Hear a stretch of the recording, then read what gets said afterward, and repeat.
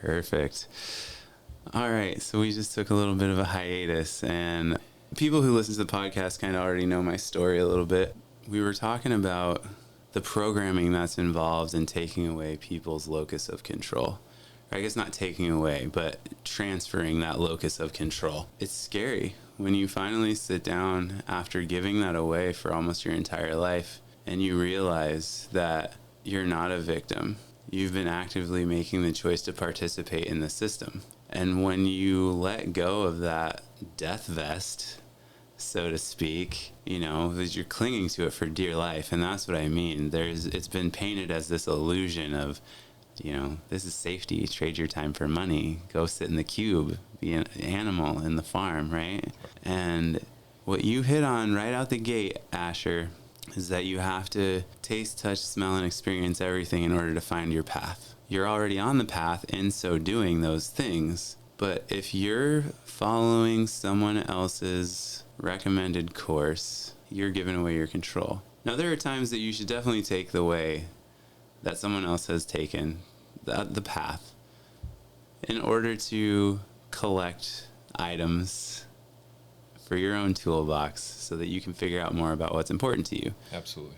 How does that hit for you?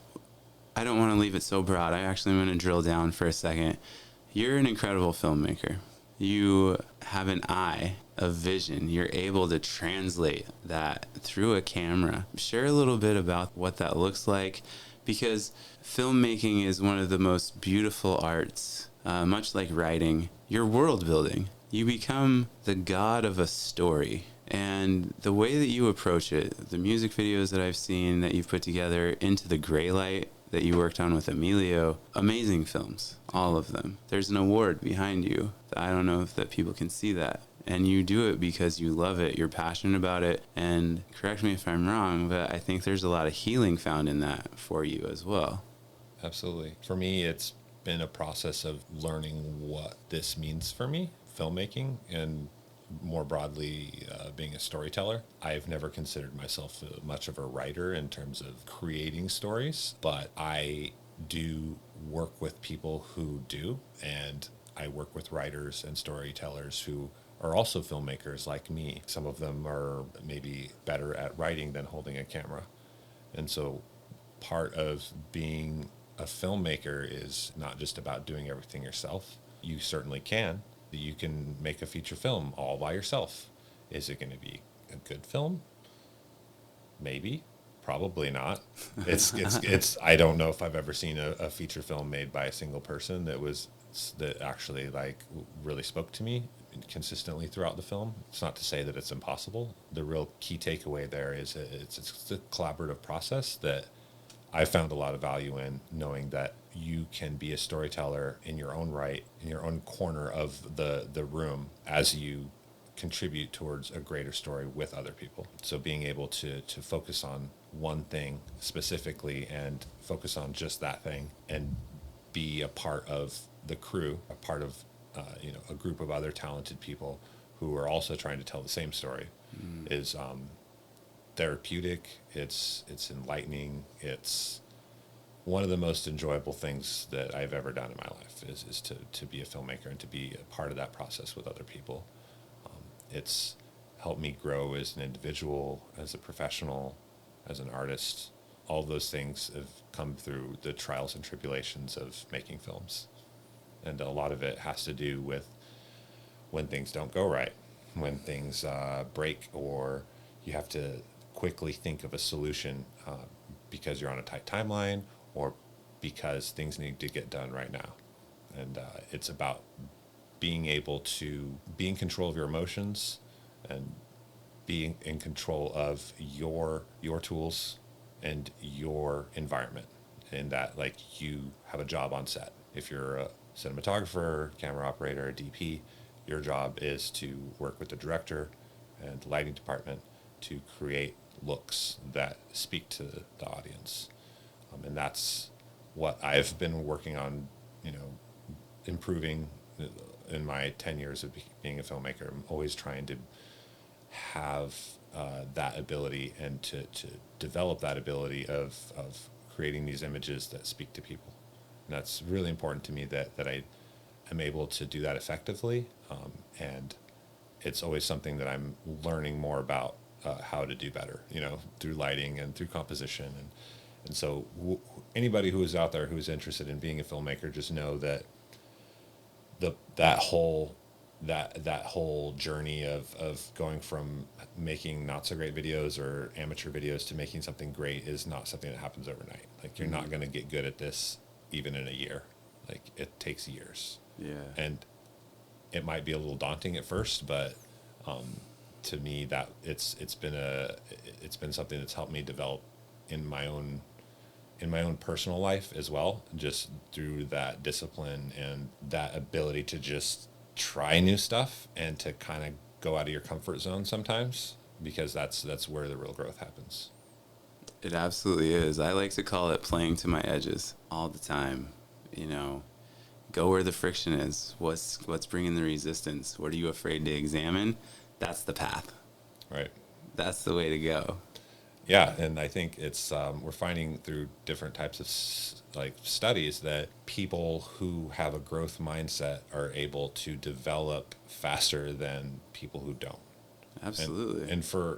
And this is kind of not everybody's familiar with the term growth mindset. It's defined now through neuroscience and psychology to represent the ability of a person to understand that the process of becoming better at what you do and becoming more efficient comes from knowing that you're not going to get there without enduring some pain and some stress. Yeah. And so being able to be in that environment, and when you're witnessing and feeling the stress, to acknowledge that that is very similar to the stress that happens in the gym. When you're working out, when you feel that burn, when you have hit your limit and you know that you can't do anymore, that acknowledgement that your body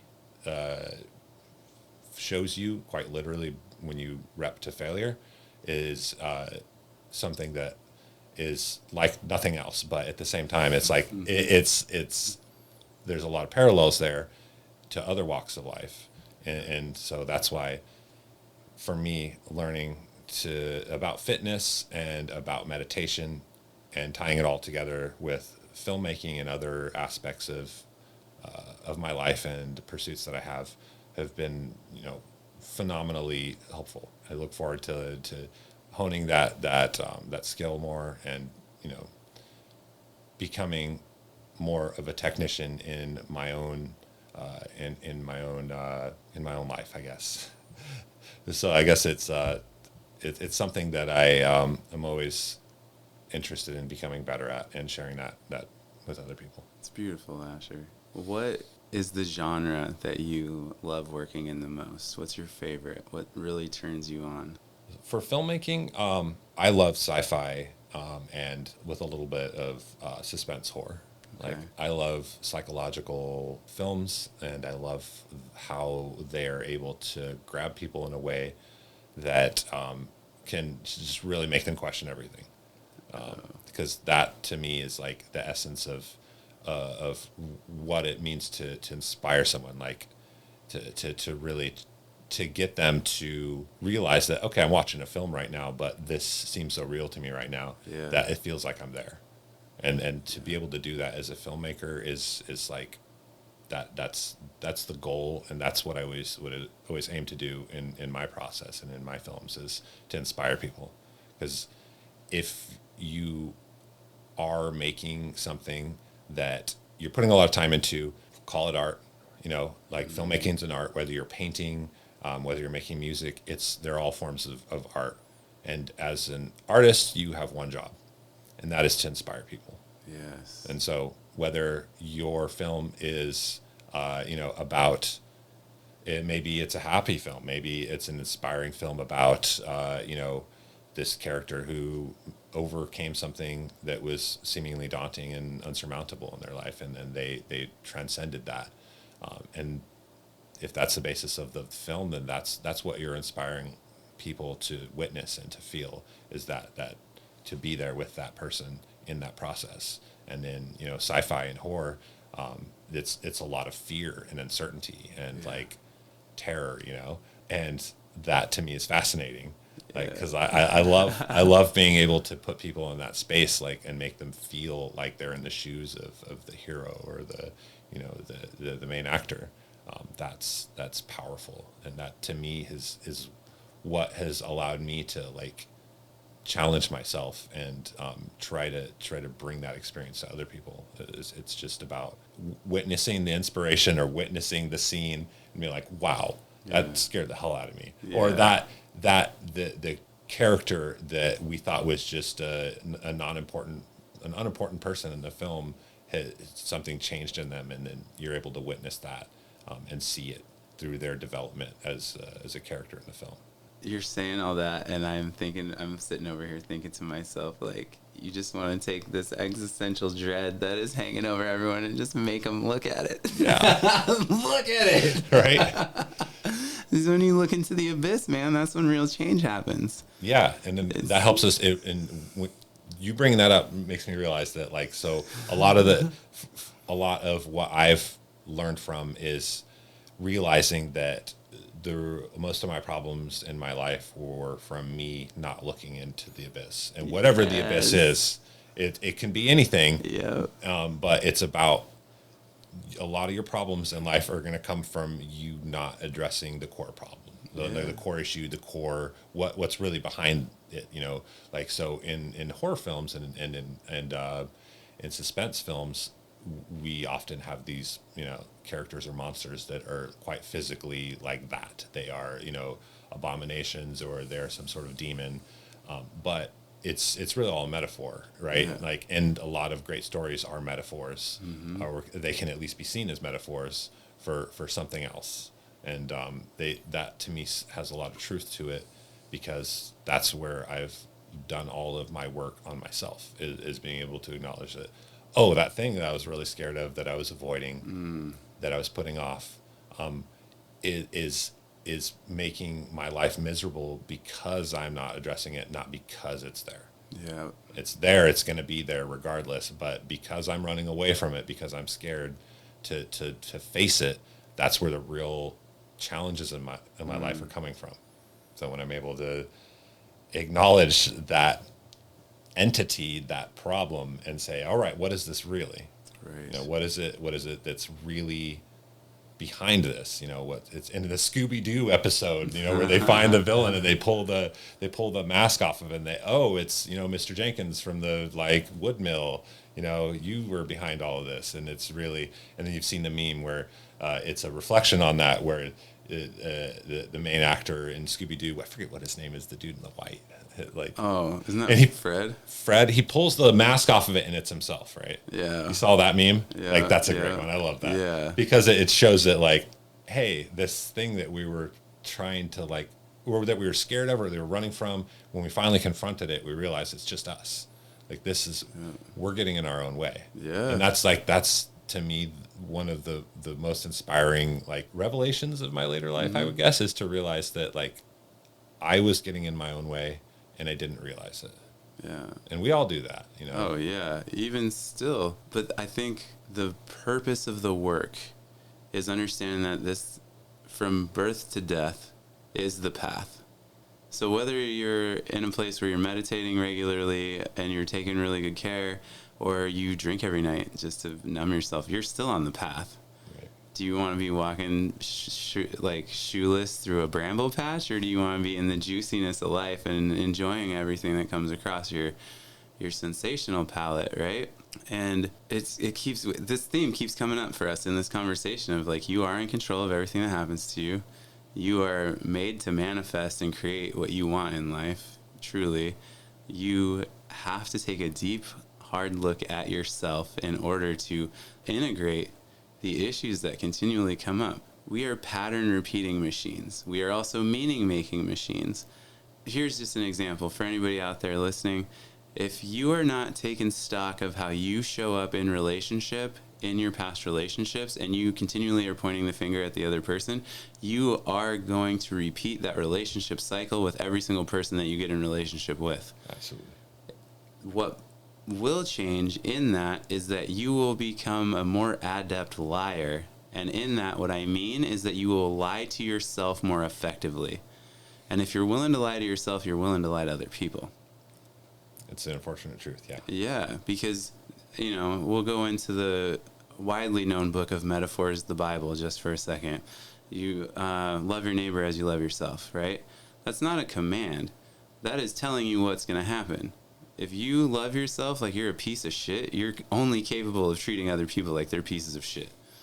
If you truly love yourself and you're able to use your voice and say, hi, my name is Andrew, and here's what I see when this happens, and when I see this and this is happening, this is what I feel, and this is what's coming up for me, and here's what I need in this situation. Are you open and available to that? Using nonviolent communication with myself and others so that I can build relationship. And if this is something that we can't work on together, so glad that we had this opportunity to connect. You're an amazing person. I love you. Take such good care of yourself. I'm going to go ahead and look for other options. Right. And that's so scary in a society that has been molded and formed and programmed that you must be paired up in order to be valuable. Right. To walk a path alone. Yeah, especially after being accustomed to having the life of being with someone who, you thought was your partner or you thought was going to be there with you forever. After you've built everything up with them, it's so impossible to imagine a life without them, to the point where I can understand, like, from my own experiences, like what you're talking about, lying to yourself, like, and not addressing the challenges that are in front of you, knowing that, like, this isn't the life that you have to live. It's the life that you're choosing to live. When you are, we can call it when you're still sleeping, when you're not activated, whatever people want to say, right? When someone tells you that you're choosing that, but you're still existing in that place, you're going to feel some things come up. Like, fuck you. Yeah. I'm not choosing this. I'm stuck. It's like, you don't know me. You're not actually stuck, man. But what's happening for you is that the pain of change is still greater than the pain of the current experience. Right. So you're choosing to stay with the devil you know versus going out and finding the one you don't. And I'll tell you what, right now, everything about the devil you don't know is probably better than the one that, like, if you're in that abusive relationship or you're in that place where you're not fulfilled and you are not able to authentically express yourself, you're better off moving on. But there are situations where if both people are willing to do the work together, that's amazing. Because if you're healing together, that bond, that intimacy, all of that is just, it's so fucking sexy. Absolutely. It's so sexy, man. So I'm not saying, like, to anybody out there, you have to gauge this for yourself. Relationships are an incredible blessing. They are. Being single is an incredible blessing. That truly is. These things are all opportunities to be digging in and doing work in different ways. But when you find a partner who's willing to stand by you and do their work while you do your work, and you get to be interdependent, not codependent, but interdependent, that, my friends, is something to really keep an eye on and to cherish and nurture and hold on to. Because you can go from being really just a really down, sad, hurt individual in relationship with someone who is very likely in the same place, because a lot of people aren't in relationship like you guys are. A lot of people are in relationship that is based fully on trauma bonds. But you can still provide a platform for one another to heal and grow. Full disclosure, as you do that, you may end up coming to a point where you're like, you know what, we were really not in a healthy place together, and I'm glad that we did this work, but I think that maybe we're meant to be with other people now. And that's still a beautiful gift. Still a beautiful gift. From horror films to you choose your life. I love it. And, like, just touching on what you said, like, we're obviously talking about, relationships with, partners, a romantic setting, like a romantic, lifestyle, like being intimately involved with someone. But this also, like, pertains to friends, Oh, yeah. Yeah. Like, obviously, we're talking about, like, becoming better people and trying to build people up and encourage people to become, better versions of themselves. But also, sometimes you got to cut people off. Yep.